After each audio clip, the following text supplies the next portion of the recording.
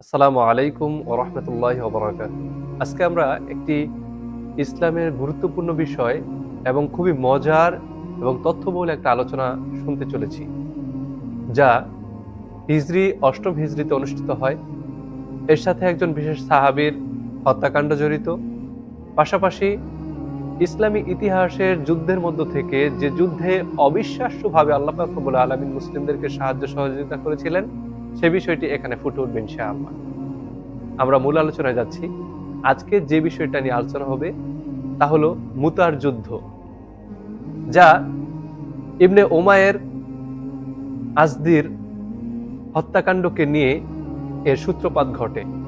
তাকে বাগদাদে একটি চিঠি দিয়ে রাসূল সাল্লাল্লাহু আলাইহি সাল্লাম গভর্নরের নিকট প্রেরণ করেন। পথিমধ্যে কিছু দুষ্কৃতিকারী ব্যক্তিরা তাকে শক্তভাবে পাকড়াও করে এবং বেঁধে রাখে। শেষ পর্যন্ত মর্মান্তিকভাবে তাকে দুনিয়া থেকে বিদায় করা হয়। এই ঘটনা যখন রাসূল সাল্লাল্লাহু আলাইহি সাল্লাম জানলেন, তিনি ওই সাহাবীর একজনের উপরে অস্ত্র ধরা, মানে সমস্ত মুসলিমের উপরে অস্ত্র ধরা, তিনি তাদের সাথে যুদ্ধ ঘোষণা করলেন। তখন বিধর্মীরা বিশাল এক সৈন্যবাহিনীর পয়গাম পাঠালো যে আমরা ২ লক্ষ সৈন্য আমরা তোমাদের সাথে লড়তে প্রস্তুত রয়েছি। রাসূল সাল্লাল্লাহু আলাইহি সাল্লাম যারা সেনা রয়েছে মুসলিম, তাদের কাছে সৈন্য চাইলেন। শেষ পর্যন্ত দেখা গেল মাত্র ৩,০০০ সৈন্য, অথচ ওই সময়ে ৩,০০০ সৈন্য মানে অনেক সৈন্য। রাসূল সাল্লাল্লাহু আলাইহি ওয়াসাল্লাম তাদের সামনে খুবই জ্বালাময় একটা কথা বললেন, বলে এখন কিভাবে তাদেরকে আরো স্পৃহা বাড়ানো যায়, সেক্ষেত্রে তো অবশ্যই সেনাপতি নির্বাচন করতে হবে। তো প্রথমে আল্লাহ পাক রব্বুল আলামিনের ফজলে করমে রাসূল সাল্লাল্লাহু আলাইহি ওয়াসাল্লাম রাসূল সাল্লাল্লাহু আলাইহি সাল্লামের মুখ দিয়ে একজনের নাম ঘোষণা করলেন, তারপরে আরো একজনের নাম ঘোষণা করলেন, এরপরে আরো একজনের নাম ঘোষণা করলেন। একে একে ৩ জনের নাম ঘোষণা করা হলো। আর এই যে মুতার যুদ্ধ আমরা বলতেছি, এটা জেনে রাখা দরকার, এটি জর্দানের বালাকার একেবারে নিকটবর্তী অঞ্চল, যা বাইতুল মাকদাস থেকে একেবারে কাছাকাছি একটা অঞ্চলকে মুতার অঞ্চল বলা হয়। তো ওই জায়গায় যুদ্ধটা সংগঠিত হওয়ার কারণে এটাকে মুতার যুদ্ধ বলা হয়। রাসূল সাল্লাল্লাহু আলাইহি সাল্লাম প্রথমেই যায়েদ ইবনে হারেস রাদিয়াল্লাহু আনহু এর নাম উল্লেখ করলেন। এরপরে বললেন, যায়েদ ইবনে হারেসা যখন শহীদ হয়ে যাবে, তখন সেনাপতির দায়িত্ব পালন করবে জাফর ইবনে আবু তালিব রাদিয়াল্লাহু আনহু। সাহাবায়ে কেরামগণ একেবারে আশ্চর্যান্বিত হয়ে গেলেন। প্রত্যেকটা যুদ্ধে, প্রত্যেকটা সারিয়াতে আল্লাহ পাক রব্বুল আলামিনের পক্ষ থেকে রাসূল সাল্লাল্লাহু আলাইহি সাল্লামের মাধ্যমে একজন করে সেনাপতি নির্বাচন করা হয়, অথচ এখানে একজনের পরে আরো একজনের নাম উল্লেখ করা হলো। একথা বলে রাসূল সাল্লাল্লাহু আলাইহি ওয়াসাল্লাম আবার উল্লেখ করলেন, যখন জাফর ইবনে আবু তালিব শহীদ হয়ে যাবে, তখন এর দায়িত্ব পালন করবে আব্দুল্লাহ ইবনে রাওয়াহা রাদিয়াল্লাহু আনহু। সাহাবায়ে কেরামদের মধ্যে একটা স্থিরতা ধীরতা দেখা গেল। তারা চিন্তা ভাবনা করলো, রাসূল সাল্লাল্লাহু আলাইহি সাল্লামের মুখ দিয়ে যাদের নাম আজকে উচ্চারিত হয়েছে, তারা অবশ্যই অবশ্যই আল্লাহ পাক রব্বুল আলামিনের রাস্তায় শহীদ হয়ে যাবেন। সুবহানাল্লাহ। তাদের ঈমান, তাদের জজমা এতটা প্রখর ছিল, এক এক করে ৩টা সেনাপতির নাম উল্লেখ করা হয়, তারা যে শহীদ হয়ে যাবে এটা নিশ্চিত। নিশ্চিত হয়ে যাওয়ার পরেও তারা পিছপা হননি। এমনকি আব্দুল্লাহ ইবনে রাওয়াহা তিনি এমন এমন চমকপ্রদ সব কবিতা তাদের সামনে উদযাপন করতে লাগলো, যার কিছু লাইনের অনুবাদ এমন ছিল যে, তোমাদের মাথাগুলো আলাদা হয়ে যাবে, তোমাদের বক্ষকে বিদীর্ণ করা হবে, তোমরা কি আল্লাহর রাস্তার দিকে এগোবে না? সম্মানিত উপস্থিতি, এই ঘটনা পরে যখন যায়েদ ইবনে হারেসা তিনি বীর বিক্রমে যুদ্ধ করতে লাগলেন, তিনি এক পর্যায়ে শহীদ হয়ে গেলেন। দায়িত্বভার চলে আসলো জাফর ইবনে আবু তালিব রাদিয়াল্লাহু আনহু এর নিকট। তিনি যখন যুদ্ধ করছিলেন, বিধর্মীদের আঘাতে জর্জরিত হয়ে তার ডান হাত কেটে যায়।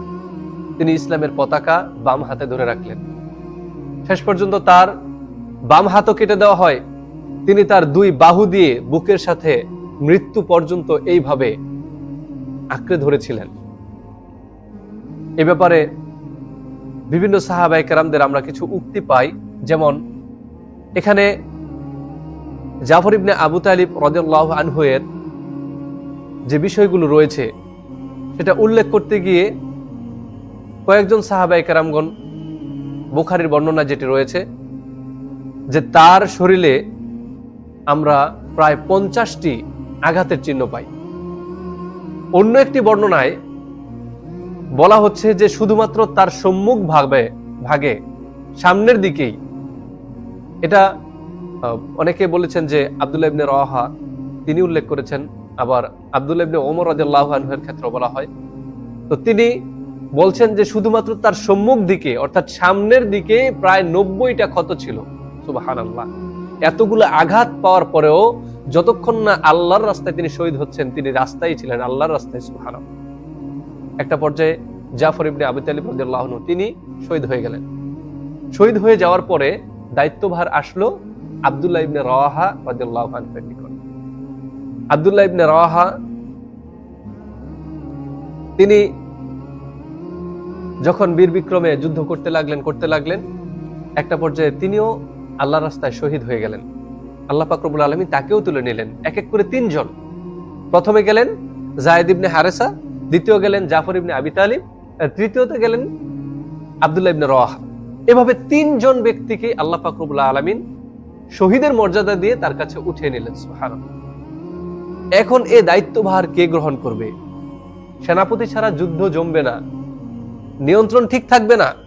সেজন্য বনু আজলা গোত্রের সাবেত ইবনে আরকামকে এই দায়িত্ব দেওয়া হয়। লোকেরা বলা বলি করে তাকে দায়িত্বটা দেওয়া হয়। তিনি বললেন, আমি এই দায়ভার নিতে পারবো না, এই গুরু দায়িত্ব, এই মহাভার আমি সহ্য করতে পারবো না, এটা অন্য কাউকে দেওয়া হোক। শেষ পর্যন্ত এই দায়ভারটা চলে আসে খালিদ ইবনে ওয়ালিদ রাদিয়াল্লাহু আনহুর নিকটে। তিনি আল্লাহ পাক রব্বুল আলামিনকে সন্তুষ্টির উদ্দেশ্যে বীর বিক্রমে যুদ্ধ করতে লাগলেন।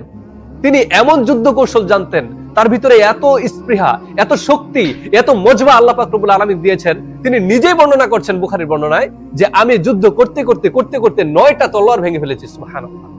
শেষ পর্যন্ত আমার কাছে ইয়ামিনী একটা ছোট্ট তরবারি ছিল। চিন্তা করে দেখুন, তিনি তার জীবনের তোয়াক্কা করেননি। তিনি নিশ্চিত আজকে আমি বীর বিক্রমে যুদ্ধ করতে পারবো, কারণ শহীদদের যে কাতার, সে কাতারে আল্লাহ পাক রব্বুল আলামিন রাসূল সাল্লাল্লাহু আলাইহি সাল্লামের মুখ দিয়ে আমার নাম লেখাননি। হয়তো আমার হাত দিয়ে ইসলামের বিজয় চলে আসতে পারে, ইসলামের সাহায্য সহযোগিতা হতে পারে, যার কারণে আল্লাহর তরবারি তাকে উপাধি দেওয়া হয়। সম্মানিত উপস্থিতি, এই যে খালিদ ইবনে ওয়ালিদ রাদিয়াল্লাহু আনহুর নিকটে এমন যুদ্ধ কৌশল ছিল। আমরা প্রথমে বলে নিয়েছিলাম যে কাফেরদের সৈন্য সংখ্যা ছিল 2 লক্ষ আর মুসলিমদের মাত্র 3000। এখন এই বিশাল সংখ্যাকে কিভাবে হারানো যায়, এই যুদ্ধ কৌশল আল্লাহ পাক রব্বুল আলামিন আমাদের খালিদ ইবনে ওয়ালিদ রাদিয়াল্লাহু আনহুর নিকট দিয়েছেন। তিনি প্রথম দিন যুদ্ধ শেষ হওয়ার পরে যুদ্ধের যে কলা কৌশল ছিল তার মাঝে কিছুটা পরিবর্তন নিয়ে আসলেন। যারা সামনে ছিল তাদেরকে পিছনে নিয়ে আসলেন, যারা পিছনে ছিল তাদেরকে সামনে নিয়ে আসলেন, যারা ডানে ছিল তাদেরকে বামে আনলেন, আর যারা বামে ছিল তাদেরকে ডানে নিয়ে আসলেন। যখন সৈন্যদের এই পরিবর্তন দেখলো, তখন কাফের সমাজে তাদের সে দলের মধ্যে একটা শোরগোল শুরু হয়ে গেল যে মুসলিমদের সৈন্য সংখ্যা অনেক বৃদ্ধি পেয়েছে, আমরা আর তাদের সাথে পেরে উঠতে পারবো না। তাদের ভিতরে এই ত্রাস, এই ভয় ঢুকার কারণে আল্লাহ সুবহানাহু ওয়া তাআলা মুসলিমদের বিজয়টাকে আরো বেশি সহজ করে দেন। শেষ পর্যন্ত মুসলিমরা বিজয়ী হয়। আপনারা কি জানেন, এই মুতার যুদ্ধে আল্লাহ পাক রব্বুল আলামিন এই 2 লক্ষ কাফেরের সাথে মাত্র 3000 মুসলিমদের যে যুদ্ধ সংগঠিত হয়, শেষ পর্যন্ত যে মুসলিমরা বিজয়ী হয়, সেখানে কয়জন শহীদ হয়েছিল?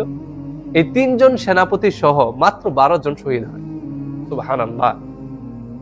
আর বিশাল এই বাহিনী, কত লোক যে মারা গেছে এটা কোনো হিসাব নেই।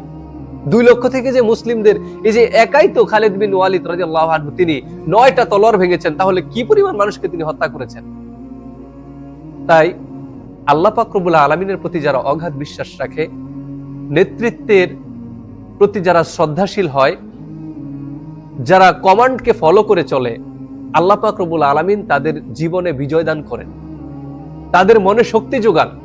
সেজন্য আমরা পরস্পরের প্রতি সহনশীল হব, দায়িত্বশীলদেরকে সম্মান করব এবং আল্লাহ পাক রব্বুল আলামিনের শক্তি, সামর্থ্য এবং তার যে গায়েবী রহমত বান্দার প্রতি তিনি প্রেরণ করেন, তার প্রতি যেন আমরা পূর্ণ আস্থা রাখতে পারি।